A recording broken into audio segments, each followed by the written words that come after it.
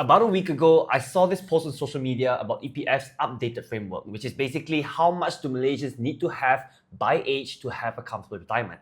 So I mentioned in my Instagram story that this is a better reflection of reality, but I also mentioned how I don't think even their enhanced savings is enough for me to comfortably retire.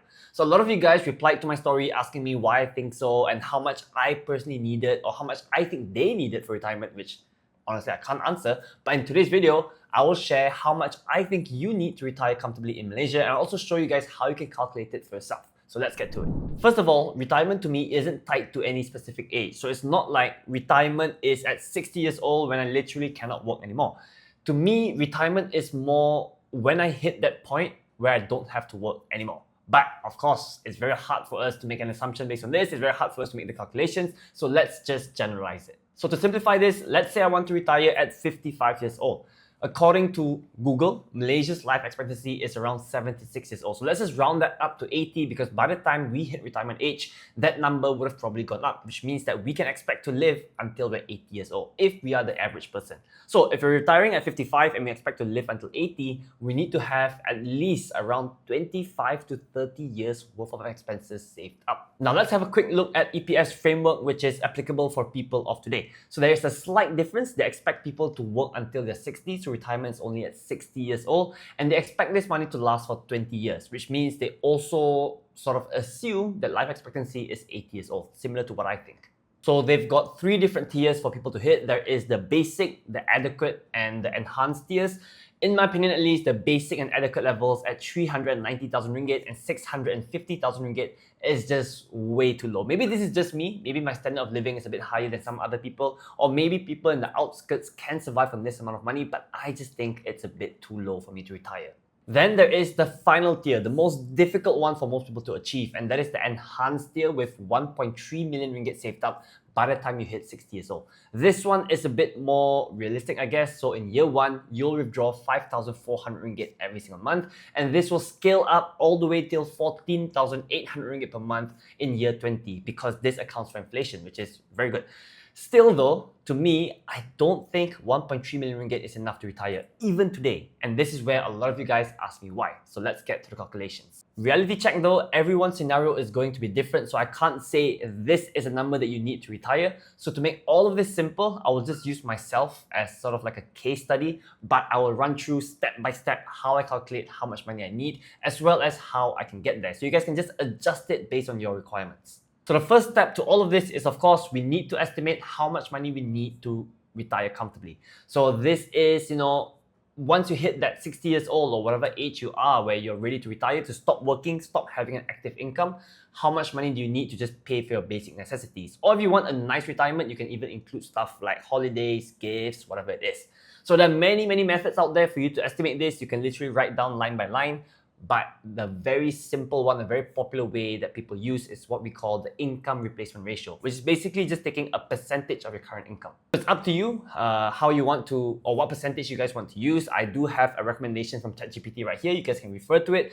But most experts would say anywhere between 70 to 80% of your current income is a realistic assumption for what you need during retirement. So if let's say you're currently earning 10,000 ringgit a month and you're happy with your lifestyle, you feel like you can afford everything that you possibly need, then you should be targeting anywhere between 7,000 to 8,000 ringgit a month for your retirement. And this makes sense because we don't need so much money to retire, right? Once we hit retirement age, we don't need as much of income as we have today because, for example, one, we don't have to pay taxes anymore because our savings is our money and we already paid taxes on it. And another thing is we don't have to save a portion of our income. So now I say save your income. If you're earning 10,000 ringgit, make sure you save 10%, 20%. But once you retire, all the income that we get is literally just for us to spend. It's time for us to ball. And then once we hit retirement age, we probably also will be spending a bit less, so we don't travel to work as much anymore. Maybe we don't eat out so expensive anymore. We have more time to cook for ourselves and stuff like that. So yeah, it's generally safe to assume that you can retire on a lower income than what you're getting today. So for me, at this current stage in life, I was thinking about this quite a lot when I was preparing for this video. And I think that when I retire, in today's money, around 8,000 ringgit a month would be quite comfortable. I think that's what I'm trying to aim for. I know that some of you guys will think that this is way too much. I guess if you're earning 5,000 ringgit a month now, you might think 8,000 ringgit, that's so high. And some of you guys might think it's a bit too low. Some of you guys might think I need 15,000, 20,000 a month. I mean, it's completely up to you. Like I said, everyone's scenario will differ. One thing that I will mention though is that my 8,000 ringgit a month excludes any other major commitments, like let's say a mortgage on my house or my kids' education.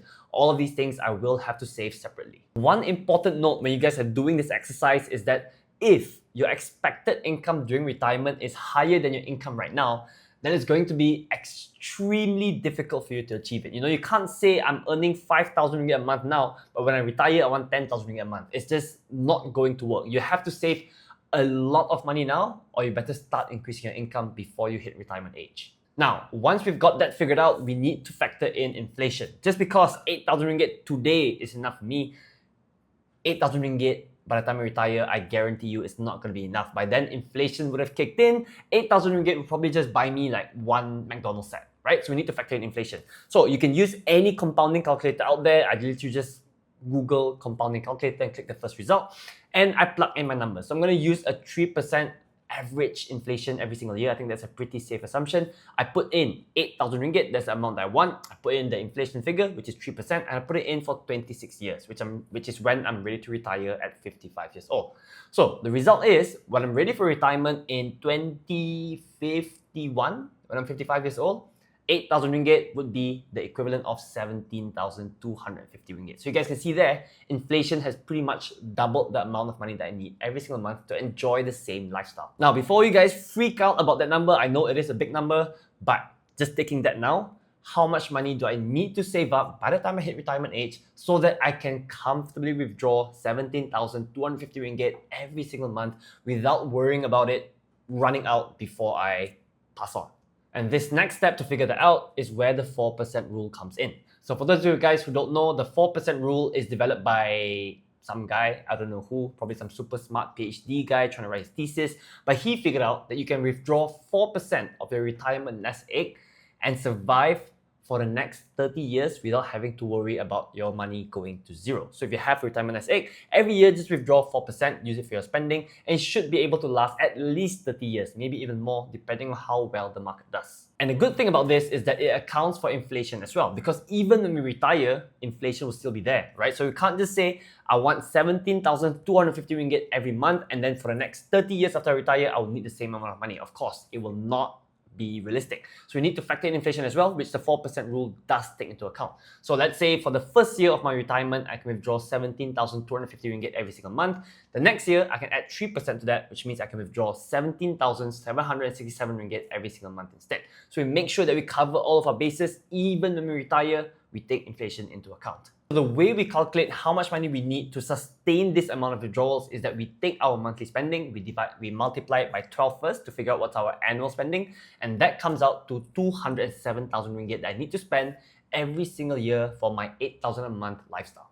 Oof, this number sounds pretty large because of inflation. I don't even spend that much right now, but yes, this is the amount of money that we will most likely need by the time we hit retirement age. Anyway, once we have that number, 207,000 ringgit, we then divide it by 4% or 0.04. That's why it's called the 4% rule. And the final figure comes out, which for me will be 5.18 million ringgit. And that's why I say EPF's numbers alone will not be enough. And this is especially true for those of you guys who are like me, who are in their 20s, 30s, maybe even early 40s. We will need a lot more money than what EPF is showing. So that should not be our target. I know this sounds scary. I know a lot of you guys are probably freaking out looking at 5 million ringgit. How are you ever going to get there? Before you guys decide to give up on retiring comfortably and turning off this video, hear me out. This is how you can achieve that number. And trust me, it is doable. For most people, EPF will be the key. And this is why I always say mandatory EPF contributions for Malaysians is extremely good. And I also always say that you should try your best not to touch your EPF money. Just leave it there and let it compound over time. So let me show you guys with the EPF calculator how much money I can have by the time I hit 55 years old. So I'm going to put my income as 11,500 ringgit in this app. That is not my real income, but I'm just using this like based off my target of 8,000 ringgit per month, right? Like if you're someone who's earning 11,500 ringgit currently, if you take 70% of that, you will get 8,000 as well, which is, you know, my target retirement income. I'm also going to be putting a 3% salary increment every single year. This is at least to match inflation. If you guys are currently working in a job in a company where they're not giving you 3% raises at least every year, then I would say find another job. There's also a column for your annual bonus, so I just put it as 1 month. I think that's pretty reasonable to assume. I hope you guys are at least getting 1 month every single year. And I also have the EPF dividends at 5.5% per year. One thing that I have to mention is that currently I have around 100,000 ringgit in my EPF. And I can't remove that from the app. They automatically use this in their calculations because, it's my EPF account. But anyway, I think this is a pretty fair assumption because if any of you guys are earning 11,500 ringgit and you're around my age, around 5-6 years worth of work experience, then yeah, you should probably also have around this figure, probably even more. Anyway, the result of all of this is that by the time I hit retirement age at 55 years old, assuming I continuously contribute, assuming I continue working and all, my EPF should be just over 3 million ringgit, which is more than half of what I need for retirement. So now, I only need another 2 million ringgit since EPF won't be enough for me. Now let's go back to the compounding calculator to figure out how much money I need to save on top of my EPF to hit my target. Assuming that I'm starting at zero, I don't have any other savings, I don't have any other investments, I literally spend all my money and all I have is in my EPF, then I would need to save another 20% of my income every single month moving forward to hit my target of achieving 2 million ringgit by the time I'm 55 years old. So when I add this to what I have in EPF, it means that my total retirement nest egg is now 5.4 million ringgit, which means I've hit my target. And this is if I'm starting at zero right now. If let's say I have 100,000 ringgit, aside from EPF, I've also been saving money over the last few years. I have 100,000 ringgit that I'm investing in the stock market right now.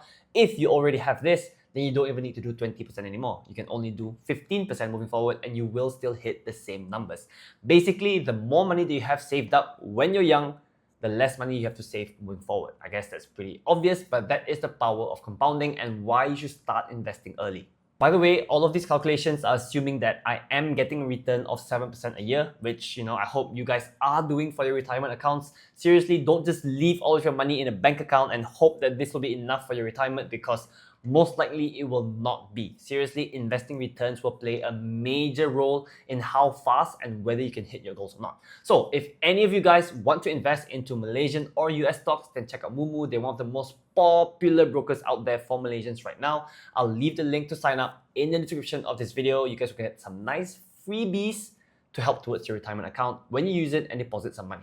Anyway, if despite all of this, going through all of the calculations, you feel like you cannot hit your number, you feel like you don't have enough money, or maybe you're already later in life before you realize you need to save for retirement and you don't think you can get there in time, then don't worry because there are a few things that you can play around with. Number one is, of course, your spending expectations when you hit retirement age. So let's say if 80% is a bit difficult for you to achieve, 80% of your current income is a bit hard for you to get, then try something like 70%, 60%, 50%. Try to see what can work for you. This will especially work for those of you guys who are on a very high income right now, and maybe you have a lot of commitments. You have to pay for your young kids at kindergarten or whatever it is, you have an expensive house, you have an expensive car, you have a maid, all of these things that you need to pay for, but you expect to no longer need it when you're older later on in life, then yeah, maybe you don't need 80% because you don't need all these things anymore, right? Maybe 50% will do for you. Reducing your expectations in terms of how much money you need to spend during retirement will pretty much also bring down how much money you need to retire when we use the 4% rule. So yeah, it'll be a lot more achievable for you. And then another thing that you can also look at is your savings rate right now, or the amount of money that you can save every single month. So let's say you are a bit behind, you don't think you will hit your target. Instead of saving 20% a month on top of your EPF, try pushing for 30%, 40%, whatever number you can do without sacrificing too much of your current lifestyle. But I would say, you can save more if you want to, that would be great. But I would say the more realistic or the easier approach for you is to try and increase your income right now without also increasing your lifestyle. So let's say currently you're earning 10,000 ringgit, you increase that to 12,000 ringgit, you can save an additional 2,000 ringgit every single month. That will of course help bring up your savings a lot quicker and will help you hit your target as well. Honestly speaking, when I was doing the script for this video, when I was doing the research, when I figured out that I needed more than 5 million ringgit to retire comfortably, I was pretty shocked as well. I thought that was a lot of money. But then when I was doing the math about how to get there, calculating EPF, how much your savings can bring and stuff like that, I realized that it is achievable. I'm not going to say that it's easy and anyone can do it, but it is definitely something that we can work towards. I feel like a lot of people have shortfalls with regards to their, financials by the time they hit retirement age because they just don't plan early enough. Maybe they don't realize that, this is how much money I need to survive later on. Maybe they just feel like they just keep working for the rest of their lives until the day that they can't anymore. But really, I do agree that we need to enjoy life right now, but we also need to keep in mind that we need to set aside some money just to make sure that when we hit retirement age, we will be fine. I guess your backup option is to have kids and force your kids to give you an allowance every single month. But, if you can, I wouldn't want to do that because, it'll put them in a very difficult situation as well. And some people will rely solely on EPF. Maybe they think, EPF is made for retirement. It is, and they think that that will be enough. But like I showed you guys in this video, more likely than not, EPF will not be enough unless you are an extremely high earner now and you plan to reduce your spending a lot when you hit retirement age. Some people even withdraw money from EPF. With account 3 these days, a lot of people just withdraw money every single month. This will really hamper your ability to hit your retirement goals unless you're reinvesting that money somewhere else. So go ahead, follow the steps, calculate your number, and share it in the comments below. I'm just really curious to see what you guys' numbers are. Thanks for watching this video to the end, guys. Give me a huge thumbs up if you enjoyed it and subscribe to my channel if you haven't already. See you guys in the next one. Peace out.